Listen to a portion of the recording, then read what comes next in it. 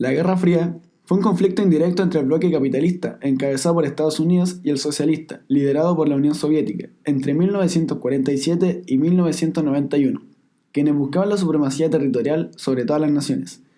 Esta guerra se caracteriza por ser un enfrentamiento ideológico, político, económico y propagandístico. Aunque la rivalidad entre ambos países nunca se materializó de forma armamentista, sino que tan solo giraba en torno a amenazas y muestras de poder debido al temor a desatar una guerra nuclear. Tanto Estados Unidos como la Unión Soviética extrapoló sus conflictos más allá de sus fronteras, articulando ejes de influencias con países aliados. América Latina fue un gran ejemplo de esto.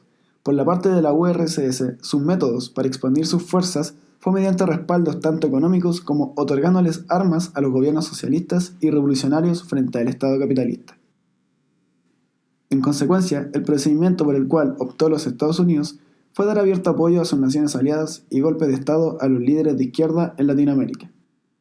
Las administraciones norteamericanas no dudaron en apoyar dictaduras militares, conservadoras y fuertemente represivas. Una de las consecuencias de la Guerra Fría fue la Revolución Cubana, la cual se basó en un evento histórico que inició el 1 de enero de 1959. Es el principal resultado del movimiento revolucionario cubano de izquierda, el cual provocó la caída del régimen del dictador Fulgencio Batista, quien fue un militar y gobernante cubano, y la llegada al poder del líder del ejército guerrillero, Fidel Castro. El motivo de esto fue por el descontento popular, lo que llevó al derrocamiento del Estado corrupto que controlaba Batista, el cual fue apoyado por los estadounidenses. Además de que Cuba era un país que vivía bajo la fuerte influencia de Estados Unidos. Las industrias de azúcar y muchos hoteles estaban dominados por grandes empresarios norteamericanos. Ya que su situación nunca mejoraba, mientras que los ricos se volvían cada vez más ricos, el gobierno de Fulgencio también era negligente con las necesidades básicas de toda la población y también era conocida por la brutalidad que utilizaba para reprimir a sus adversarios políticos.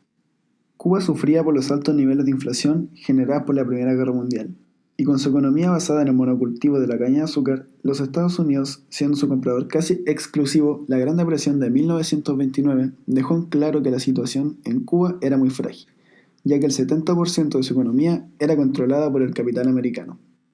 Por consiguiente, Cuba se convierte en un Estado socialista.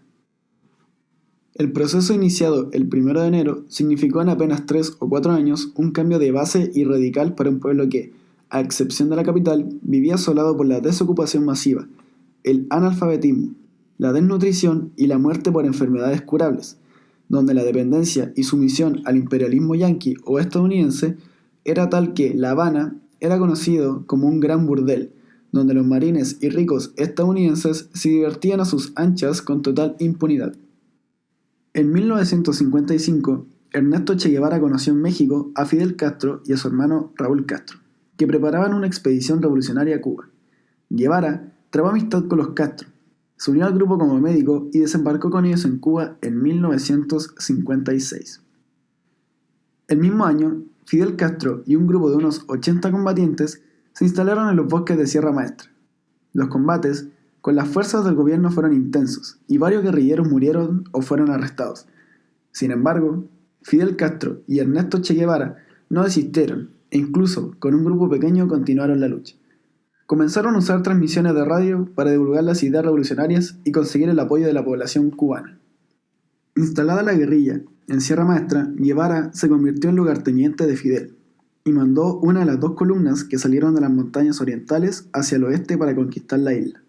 Participó en la decisiva batalla por la toma de Santa Clara en 1958 y finalmente entró en La Habana en 1959, poniendo fin a la dictadura de Fulgencio Batista.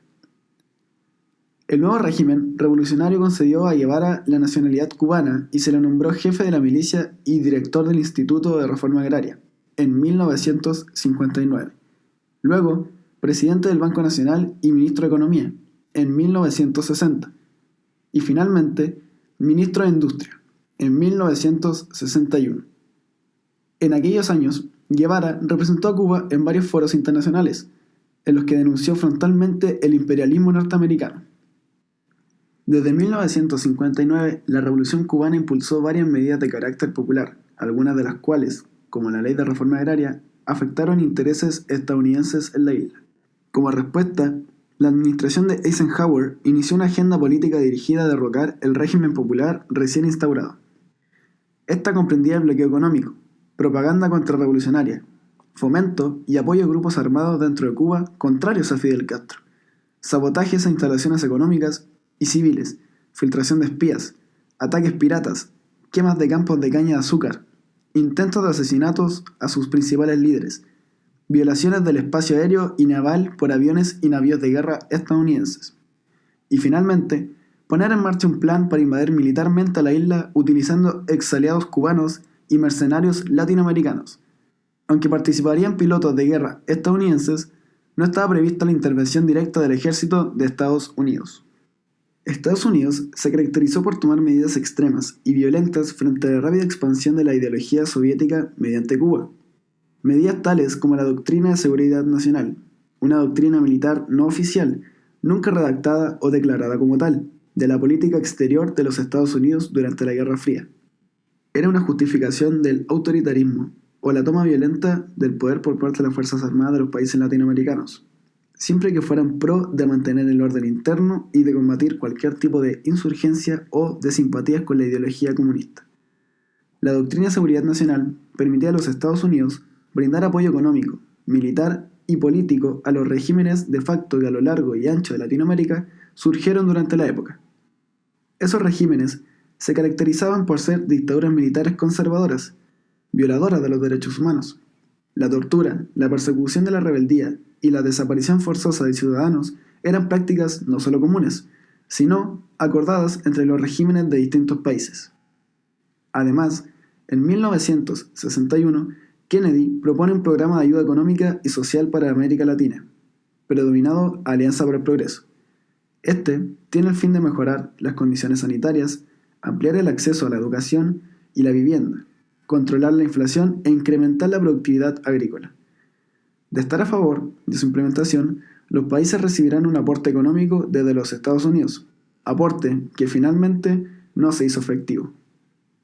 Concluyendo, la Guerra Fría, si bien no fue un conflicto bélico, sí se materializó en otras formas de violencia, con el fin de acabar con el bando contrario. Latinoamérica directamente fue afectada por los líderes de las superpotencias, quienes trataban hasta el final de difundir sus ideales, y los jefes de Estado de las distintas naciones procuraban adaptarse o seguir a su correspondiente partido, la mayoría de las veces sin pensar en el pueblo.